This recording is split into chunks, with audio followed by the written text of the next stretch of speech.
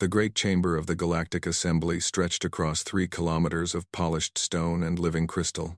Light from a dozen different suns filtered through windows designed to accommodate the visual needs of 347 different species.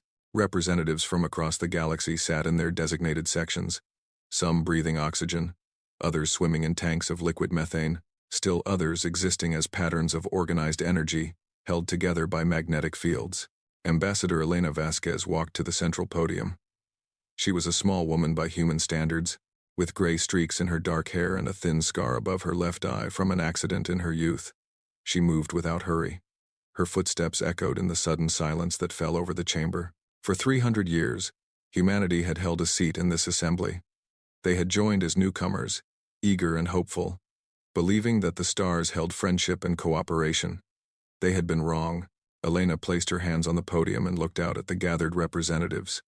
The Valeth Consortium occupied the upper tiers, their crystalline bodies catching the light like living chandeliers. The Keth Dominion sat in shadow, their massive armored forms perfectly still. The Solari Collective floated in their meditation spheres, ancient beings who had traveled between stars when humanity still lived in caves. Distinguished representatives, Elena began, her voice calm and clear. I come before you today to announce that the United Earth Government, speaking for all human colonies and territories, is withdrawing from the Galactic Assembly. The silence held for 3 heartbeats. Then chaos erupted. The Valeth High Speaker's laughter rang out like breaking glass. A joke, he declared. The humans attempt humor. How quaint. The Keth Dominion's envoy, a mountain of muscle and bone, leaned forward in his seat. Perhaps they have finally accepted their proper place. Perhaps they wish to return to their single world and stop pretending they belong among the elder races. The Solari simply watched, their ancient eyes revealing nothing. Elena waited for the noise to die down. She did not argue. She did not defend. She simply waited, and eventually the chamber fell quiet again. This is not a negotiation, she said. This is a notification. Effective immediately, humanity withdraws from all galactic treaties. All trade agreements are terminated. All mutual defense pacts are dissolved. All human citizens currently in assembly space have been recalled. Now the silence was different. Now it carried the weight of confusion, of the impossible trying to become real. No species had ever left the assembly voluntarily. Wars had been fought over membership. Civilizations had risen and fallen, seeking a seat in this chamber. The assembly was power. The assembly was legitimacy. The assembly was everything, and humanity was walking away. The merchants of Quellos, small beings who controlled vast trading networks, began chattering among themselves in panic. The diplomatic corps of the unified territories exchanged worried glances. Even the Keth, who feared nothing, shifted uneasily in their seats. Elena continued speaking, her voice never rising, never falling. She recited the history that every human knew but that the assembly had somehow forgotten. She spoke of the colonial rezoning of 2847, when human worlds were redistributed to more suitable species without consultation or compensation. She spoke of the technology regulation acts that had systematically dismantled human innovations, declaring them unsafe or disruptive, while similar technologies from elder races faced no such restrictions. She spoke of the diplomatic exclusion protocols that kept humans off every major council, every important committee, every decision-making body that actually mattered. She spoke of 3 centuries of being told to wait their turn, to prove themselves, to earn what other species received simply by existing. She spoke of human representatives mocked for their short lifespans, dismissed for their emotional responses, laughed at for their strange need to sleep and dream. She spoke of being called primitive by species who had never faced a predator, never known hunger, never had to fight for survival against a universe that wanted them dead. When she finished, the chamber was silent again. But this silence was different. This silence held the beginning of fear. We came to the stars hoping to find friends, Elena said. We found only those who saw us as useful tools at best, amusing primitives at worst. We stayed because we believed things would change. We stayed because hope is in our nature. But hope without change is just another form of surrender. She gathered her documents, a symbolic gesture in an age of digital information. We will not surrender. We will not wait. We will not beg for what should be freely given. Behind her, The entire human delegation rose from their seats. Ambassadors, aides, translators, security personnel, technical staff, 147 humans, moving in perfect synchronization, walking toward the great doors without a backward glance. "Wait," called the Solari elder, speaking for the first time. Her voice was like wind through ancient trees. "Where will you go? What will you do?" Elena paused at the door. She turned, and for just a moment, something flickered in her eyes. Something old, something that remembered what humanity had been before. They learned to be polite, to be diplomatic, to be small. "We will do what we have always done," she said. "We will survive. We will adapt. We will grow.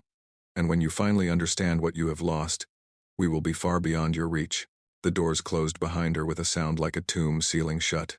In orbit above the neutral world of Vareth Prime, 17,000 human vessels hung in the darkness of space, military cruisers and civilian transports, research stations and cargo haulers, generation ships and scout craft. The entire presence of humanity in this sector of the galaxy, gathered in one place for the first time in centuries. They had been preparing for this moment for 50 years. Every human who could be recalled had been recalled. Every piece of equipment that could be moved had been moved. Every trace of human presence in assembly space was being erased. Systematically and completely, the fleet began to move. Navigation computers aligned, engines powered up. The fabric of space itself began to bend as 17,000 vessels prepared to jump to faster-than-light travel. In the assembly chamber, representatives rushed to windows and viewing screens. They watched as the human fleet arranged itself into a perfect sphere, a formation that served no tactical purpose but spoke volumes about coordination and discipline. The Valeth High Speaker stopped laughing. The Keth Dominion's envoy stopped posturing. The Solari elder closed her ancient eyes and began to weep. One by one, the human ships vanished. They did not accelerate away gradually. They simply ceased to exist in one location and presumably began to exist somewhere else. The process took 6 hours. 6 hours of watching humanity erase itself from the galaxy. When the last ship disappeared, when the void where they had been held nothing but empty space and scattered radiation, the assembly chamber erupted into arguments and accusations and demands. But beneath the noise, beneath the politics and the posturing, something else was growing. Something that would spread across the galaxy in the months and years to come. Fear. Not fear of what humanity had done. Fear of what they might become. Fear of a species that had walked away from everything the galaxy valued without hesitation, without regret, without looking back. Fear of a silence that was just beginning. In her private quarters aboard the flagship of the departing fleet, Elena Vasquez stood before a window and watched the stars streak past. She was not smiling. She was not crying. She was simply waiting, as humanity had always waited, for the next challenge, the next struggle, the next opportunity to prove that nothing in the universe could break them. The galaxy had made a mistake. It had forgotten what humans were. It had forgotten where they came from. It had forgotten that the universe had tried to kill humanity every day for millions of years, and humanity had refused to die. Now they would remember. Now they would learn. Now the fear would begin. 6 months had passed since humanity walked out of the Galactic Assembly. 6 months since 17,000 ships vanished into the void. 6 months of silence. At first, the galaxy had laughed. The Valeth Consortium held celebrations in their crystal cities, raising glasses of synthesized starlight to toast the departure of the primitives. The Keth Dominion declared that the natural order had been restored, that weakness had removed itself from the community of civilized beings. But laughter has a way of dying in the dark. The first signs of trouble appeared in the shipping lanes. The merchants of Quellos discovered that their carefully planned trade routes were falling apart. For 3 centuries, human freighter captains had run the dangerous paths between stars. They had navigated unstable wormholes, crossed radiation belts that burned through shields, threaded their ships through asteroid fields that no computer could map. They had done this because no one else would. They had done this because humans were cheap labor, expendable bodies, creatures too stupid to understand the risks they were taking. Or so the merchants had believed. Now the merchants learned the truth. Those human captains had not survived through ignorance. They had survived through skill, through instinct, through generations of knowledge passed down from parent to child. They had learned those roots by dying on them, again and again, until only the best remained. When the merchants sent their own ships down those paths, the ships did not return. The diplomatic corps of the unified territories faced a different problem. A border dispute had erupted between the Valith and the Keth, two great powers whose hatred for each other stretched back 10,000 years. In the past, human diplomats had always been there to mediate, to find compromise, to calm tensions before they exploded into war. Humans had a gift for this. They could look at two species that shared nothing in common, that could not even breathe the same air or see the same colors, and somehow find the thread that connected them. They could speak to both sides without threatening either. They could be trusted because they were too weak to be a threat, too short-lived to hold grudges, too emotional to be truly calculating, or so the galaxy had believed. Now, with no human diplomats to intervene, the border dispute grew worse. Ships were destroyed, colonies were burned, the death toll climbed into the millions, and there was no one to stop it. Across the galaxy, similar problems emerged. Research stations that humans had maintained began to fail. Infrastructure that humans had built began to crumble. Systems that humans had designed began to malfunction. The elder races had never realized how deeply humanity had woven itself into the fabric of galactic civilization. Humans had taken the jobs no one else wanted. They had gone to the places no one else would go. They had done the work that was too dangerous, too boring, too beneath the dignity of beings who had conquered the stars, and now they were gone. The intelligence agencies of a dozen empires launched expeditions to find human space. They sent their fastest scouts, their most advanced sensors, their most experienced explorers. They knew approximately where human territory had been. They knew the coordinates of Earth, the homeworld, the place where humanity had first looked up at the stars and dreamed of touching them. The scouts found nothing, not empty space, not destroyed worlds, not even debris. They found regions where their sensors simply stopped working, where light itself seemed to bend away, where the laws of physics became suggestions rather than rules. The scouts who returned refused to speak of what they had seen. The scouts who did not return left no trace. It was as if someone had taken a piece of the galaxy and simply removed it from existence. Rumors began to spread among the younger races, those species who had joined the assembly in the last few thousand years and had never known a galaxy without humanity in it. They whispered in the dark corners of space stations and the private channels of communication networks. Some said humanity had been taken by beings from beyond the galaxy, ancient powers who had finally found the children they had been searching for. Some said humanity had transcended, had evolved beyond physical form, had become something that no longer needed ships or worlds or bodies. Some said humanity was planning something, preparing something, waiting for the right moment to return and take revenge on those who had wronged them. The elder races dismissed these rumors as the fantasies of primitives, but even they could not explain the silence. Even they could not explain why every attempt to contact humanity failed. Even they could not explain the growing feeling that something had changed, that the universe itself was different now, that the darkness between stars was watching them in a way it never had before. Then, exactly 6 months after the departure, a human probe emerged at the edge of assembly space.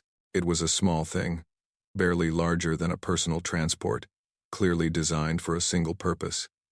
It appeared without warning, without the usual signs of faster-than-light travel, without any indication of where it had come from or how it had arrived. Every sensor in the sector locked onto it. Every ship in the region turned to face it. Every intelligence agency in the galaxy scrambled to record its presence. The probe broadcast a message, just 2 words, repeated in every known language, transmitted on every known frequency. Do not follow. Then it self-destructed. Not a normal explosion, not a mechanical failure, but something else. The probe simply ceased to exist, leaving behind no debris, no radiation, no trace that it had ever been there at all. The message was clear. Humanity did not want to be found. Humanity did not want to be followed. Humanity wanted to be left alone. But the message was also a question, unspoken but impossible to ignore. What had humanity become in 6 short months that they needed to warn the galaxy away? What had they found or built or transformed into that made them confident enough to reject all contact? The Solari Elder, oldest of the old, wisest of the wise, gathered her followers in the meditation chambers of their homeworld. For 3 days, they entered a deep trance, reaching out across the void with senses that had evolved over millions of years to touch the minds of distant beings. They searched for humanity. They searched for the familiar patterns of human thought, the emotional intensity, the stubborn hope, the relentless drive that had always made humans so easy to find in the psychic landscape of the galaxy. They found nothing, not absence, not silence, something worse. They found a presence so vast, so different, so utterly beyond their understanding that their minds could not process it. They found something that had once been human and was now something else entirely. The Solari who survived the trance would not speak of what they had experienced. The Solari who did not survive left behind only screaming memories in the collective consciousness of their people. The elder, ancient beyond measure, emerged from her meditation chamber with tears streaming down her face. Her followers gathered around her, waiting for wisdom, waiting for guidance, waiting for someone to tell them that everything would be all right. They are still out there, she whispered. They are still human, but they are also more. They are becoming something new, and I do not know if we should hope for their return or pray that they never come back. The silence continued. The fear grew, and somewhere in the void, in the spaces between stars where light itself dared not travel, humanity was changing. Humanity was growing. Humanity was becoming what they had always had the potential to be. The galaxy had kept them small for 300 years. The galaxy had told them they were primitive, emotional, inferior. The galaxy had placed limits on what they could do, what they could build, what they could become. Now there were no limits. Now there was only humanity, alone in the dark, finally free to discover what they truly were. And the silence was just the beginning. 18 months had passed since humanity disappeared. 18 months of silence, of fear, of growing desperation. The galaxy was falling apart, and no one knew how to stop it. In the deepest chamber of the Galactic Assembly, a place that existed on no official maps and appeared in no public records, the true rulers of galactic civilization gathered for the first time in 1,000 years. They called themselves the Council of Elders, 12 beings from 12 species, each one older than the recorded history of most civilizations. They had guided the galaxy from the shadows since before humanity's ancestors had learned to walk upright. They had made the rules. They had set the limits. They had decided who would rise and who would fall. And they had decided, 3 centuries ago, that humanity must be controlled. Now, they sat in their ancient seats, surrounded by walls carved from stone that had formed when the galaxy was young, and they faced the consequences of their decision. We must share what we know, said the Solari elder, her voice barely above a whisper. The younger members of the assembly do not understand. They think humanity left because of wounded pride. They do not know the truth. The Valith Archon, oldest of his crystalline kind, made a sound like shattering glass. The truth would cause panic. The truth would cause chaos. The truth is already causing chaos, replied the Keth progenitor, a being so massive that his seat had been carved directly into the chamber's floor. We controlled humanity for 300 years. Now they are beyond our control, and the chaos is spreading. The debate continued, circular and pointless, until the Solari elder raised her hand. The chamber fell silent. I will tell them, she said. I will tell them what humanity truly is. Perhaps then, they will understand what we have unleashed. She closed her ancient eyes and began to speak. Humanity had evolved on a world that should not have produced intelligent life. Earth was a death world, a planet so hostile that survival itself was an act of defiance. The atmosphere was filled with oxygen, a gas so reactive that it burned through the cells of most species. The temperature varied wildly, from frozen wastelands to boiling deserts, sometimes within the same day. The ground itself moved, cracking open to swallow cities, shaking apart everything that tried to stand. And every day, without exception, humans experienced something that no other intelligent species in the galaxy understood. They shut down. Their consciousness dissolved. Their bodies became paralyzed. Their minds generated hallucinations that could not be distinguished from reality. They called this sleep, and they considered it normal. Other species required rest, of course. Other species had periods of reduced activity, but no other species in the recorded history of the galaxy experienced the complete dissolution of consciousness that humans endured every single day of their lives. No other species routinely lost all awareness of reality and trusted that they would wake up again. This was the first sign that humanity was different. This was the first warning that the Council had ignored. The second warning came when researchers studied human evolution. Most intelligent species evolved to avoid predators. They developed speed, or camouflage, or poison, or armor. They learned to run, to hide, to escape. Humans evolved to hunt, not to hunt through superior speed or strength. Humans were slow compared to their prey. They were weak compared to the predators that shared their world. They had no claws, no fangs, no venom, no armor. What they had was endurance. Humans were persistence predators. They followed their prey across distances that would kill most species. They tracked animals for hours, for days. Never running, just walking, always walking. While their targets exhausted themselves trying to escape, they sweated, a cooling system so efficient that it let them operate in heat that would shut down any other creature. They never stopped. They never gave up.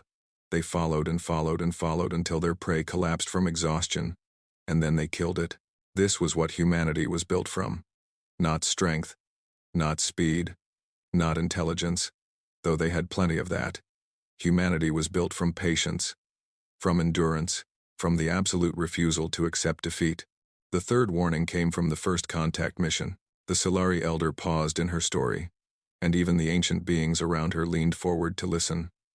This was the secret that had been kept for 300 years. This was the truth that had convinced the Council to suppress humanity. A Silari exploration vessel had discovered a human colony ship, damaged and drifting, its engines dead, its life support failing. The ship had been lost for 40 years, separated from human space by a navigation error that should have been fatal. The Solari expected to find corpses. They expected to find the remains of a failed civilization, frozen bodies and empty corridors and the sad remnants of a species that had reached too far. Instead, they found survivors. Not just survivors. 3 generations of humans, born and raised on a dying ship, who had somehow transformed their tomb into a home. They had rebuilt the life support systems from salvaged parts. They had created farms in the cargo holds, growing food in recycled waste. They had repaired what could be repaired and adapted to what could not be repaired. When the Solari boarding party entered the ship, expecting silence and death, they heard something that haunted them for the rest of their long lives. They heard children singing. The humans had not merely survived. They had built schools. They had created art. They had fallen in love, and raised families, and dreamed of the future. 40 years of drifting through the void, knowing that rescue might never come, and they had never stopped hoping. The Solari reported what they had found. The Council listened, and the Council decided this species was dangerous, not because of their weapons or their numbers or their technology. They were dangerous because they could not be broken. They could not be discouraged. They could not be made to give up. The Council decided to control humanity. They kept humans marginalized, limited, contained. They made rules that prevented human expansion. They suppressed human technology. They ensured that humanity would never realize their full potential. For 300 years, the plan worked. Humanity remained a minor species, useful but unimportant, too busy fighting for basic recognition to notice that the game was rigged against them. And then Elena Vasquez walked out of the assembly, and the plan collapsed. The Solari elder opened her eyes. The chamber was silent. "We did not fear human weapons," she said. "We did not fear human armies. We feared human potential. We feared what they might become if we did not hold them back." The Valeth Archon's form flickered with agitation. "And now they are beyond our reach. Now they are becoming whatever they were always meant to become." "Yes," said the elder. "And we have no one to blame but ourselves." In the darkness beyond the chamber, long-range sensors detected something impossible. A human vessel, traveling at speeds that exceeded the theoretical limits of physics, deep in uncharted space. It was not fleeing. It was not hiding. It was exploring. The Council of Elders looked at each other, and for the first time in 10,000 years, they felt something they had almost forgotten how to feel. Fear. Not fear of what humanity was. Fear of what humanity was becoming. Fear of a species that had been held back for 3 centuries, and was now free to discover just how far it could go. The remembering was complete. The truth was known. And somewhere in the vast darkness between stars, humanity continued to change, to grow, to become something new. Something that the galaxy had tried very hard to prevent. Something that was coming whether the galaxy was ready or not. 3 years had passed since humanity vanished. 3 years of silence, 3 years of waiting, 3 years of watching the galaxy slowly fall apart. The trade networks that had held civilization together for 10,000 years were collapsing. Routes that humans had maintained went dark. Stations that humans had staffed fell silent. Systems that humans had built began to fail in ways that no one could predict or repair. The merchants of Quellos, once the richest species in known space, had lost 40% of their fleet. Their ships kept trying to navigate the dangerous routes that human captains had made look easy. Their ships kept dying. The diplomatic corps had given up entirely. Without human mediators, disputes between species escalated into wars. Small conflicts became large conflicts. Large conflicts became catastrophes. The death toll had passed the billions and showed no sign of slowing down. Even the mighty Keth Dominion was suffering. Their economy depended on rare materials mined from worlds too hostile for most species to survive. Humans had done that mining. Humans had worked in conditions that would kill a Keth warrior in hours. Now the mines stood empty, and the Dominion's industrial base was crumbling. But the worst part was not the economic collapse.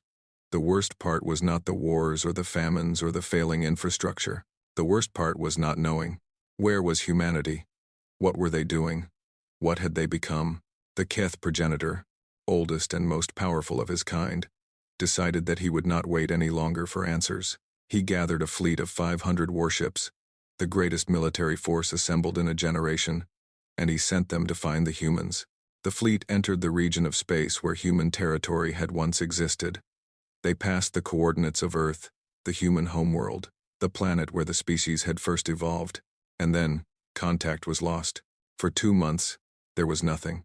No signals, no debris, no distress calls. The 500 ships simply vanished, as if they had never existed.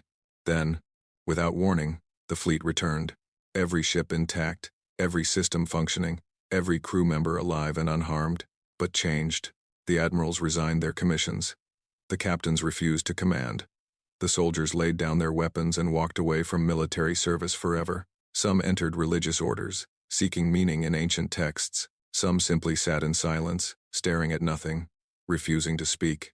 The fleet's commander, a Keth warrior who had killed 1,000 enemies in personal combat, was found in his quarters 3 days after returning. He was weeping, his massive body shaking with sobs that his species was not designed to produce. The investigators who found him asked what had happened. They asked what the fleet had seen. They asked what the humans had done. The commander looked up at them with eyes that had seen something beyond understanding. "They're not angry," he whispered. "That's the worst part. They're not even angry." He would say nothing more. He refused all further questions. He spent the rest of his life in a monastery on a frozen moon, praying to gods he had never believed in before. The story spread across the galaxy like wildfire. The Keth fleet, the mightiest military force in known space, had encountered humanity and returned, broken, not killed, not injured, not defeated in any way that made sense. Simply broken. A new phrase entered the languages of 100 species. They called it the human silence. It became a term for dread, for the unknown, for the thing you dismissed that returned, transformed. Parents used it to frighten children. Soldiers used it to describe their worst fears. Philosophers used it to discuss the limits of understanding. The younger races, those species who had never known a galaxy without humanity, began to change.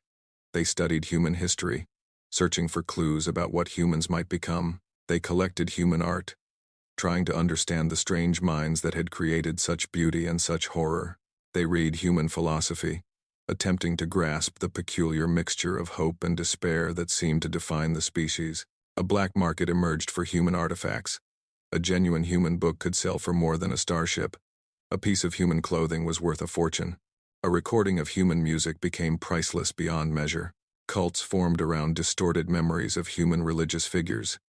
Beings who had never met a human prayed to human gods, seeking protection from the vast silence that had swallowed their former neighbors.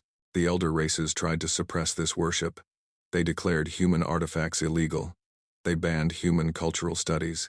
They did everything they could to erase humanity from galactic memory. It did not work. The worship grew. The fear grew. The silence continued.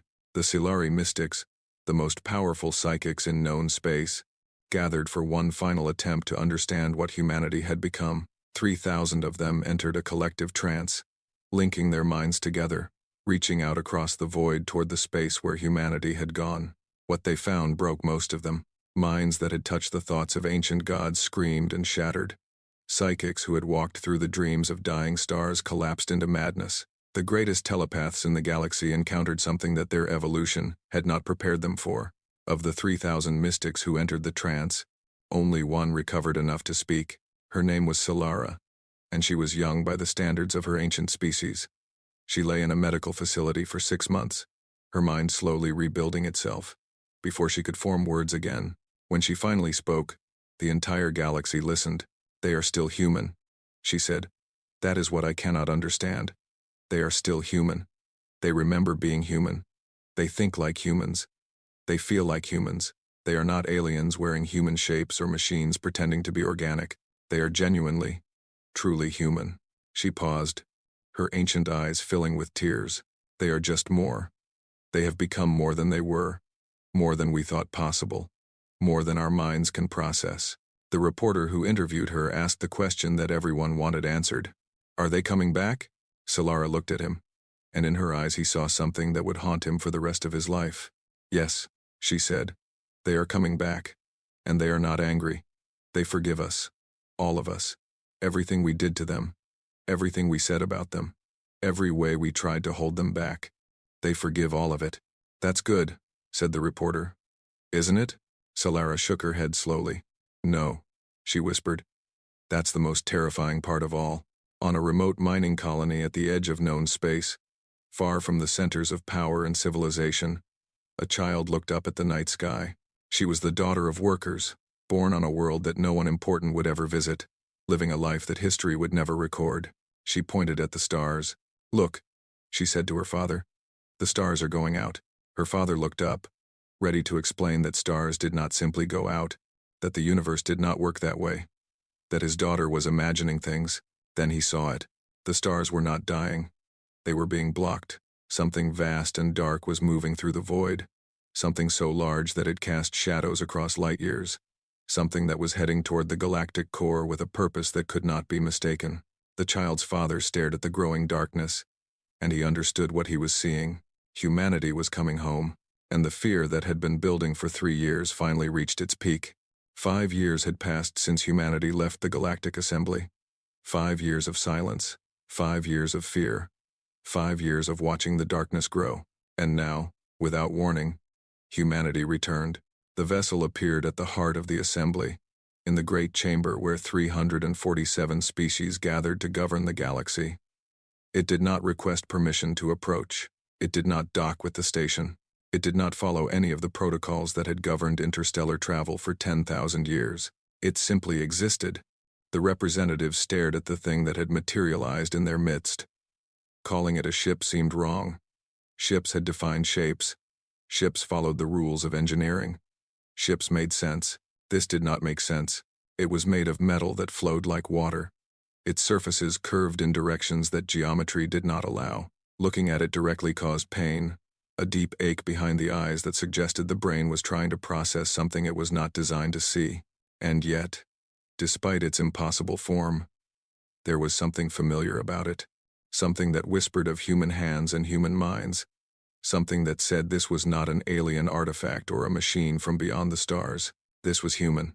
A door opened in the side of the vessel, or perhaps the metal simply parted, allowing passage, or perhaps the door had always been there, and reality had simply refused to acknowledge it until now. Elena Vasquez stepped out. She looked exactly as she had 5 years ago.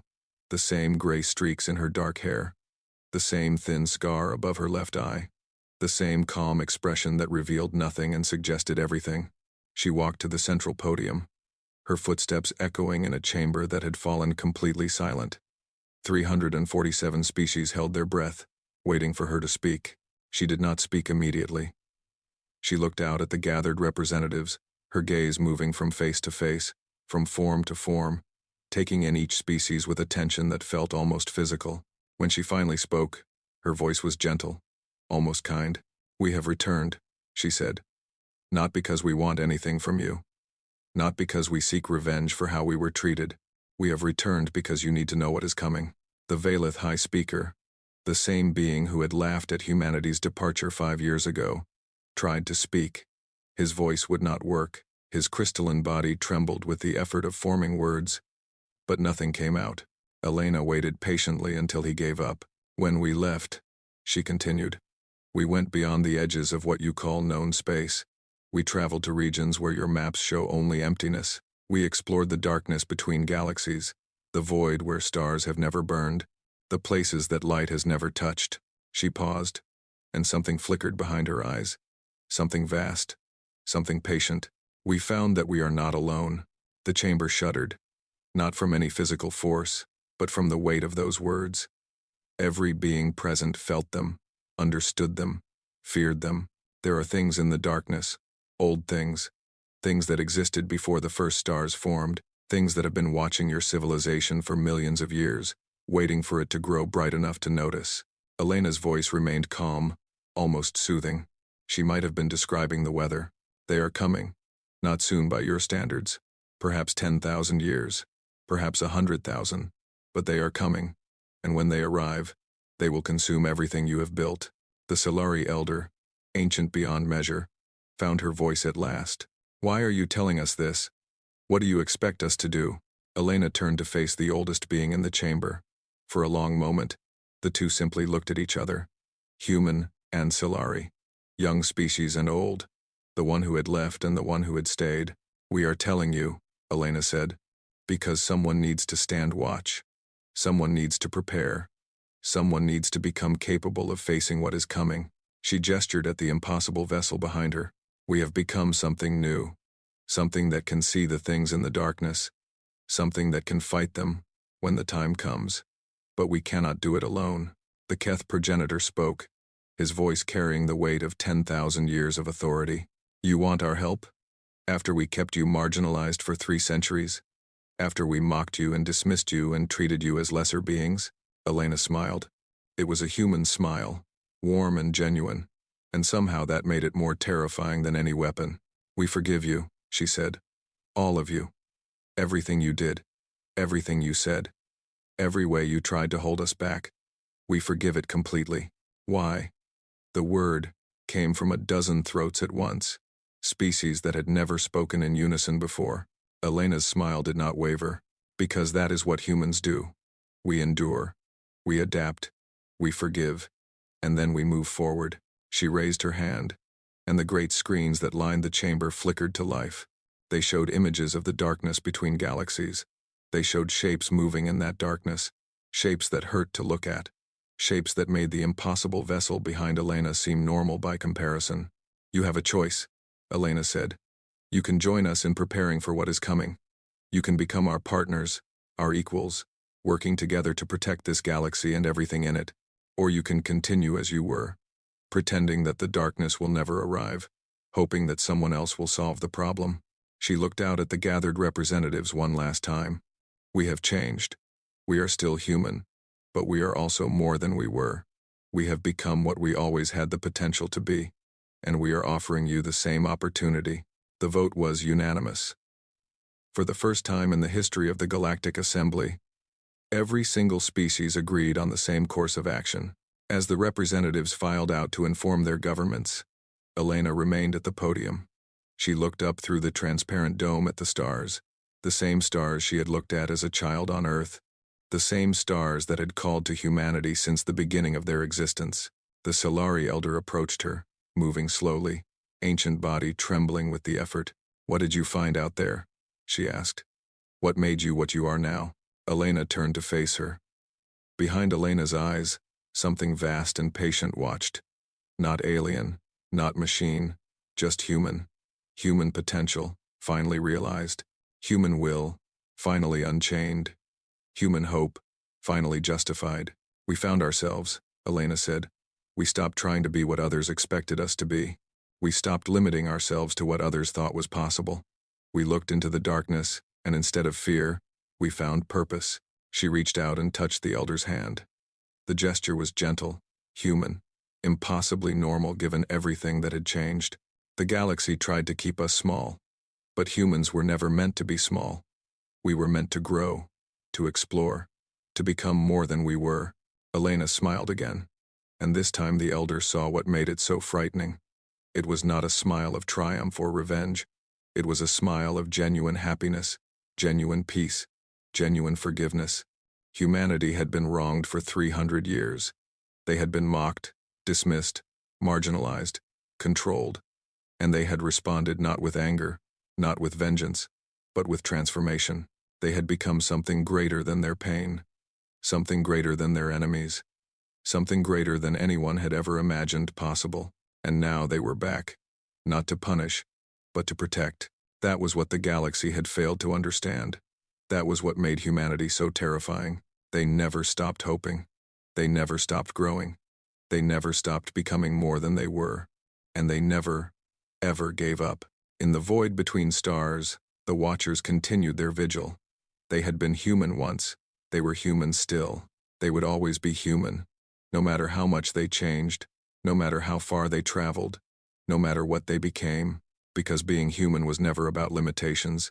Being human was about potential, and humanity's potential had no limits at all.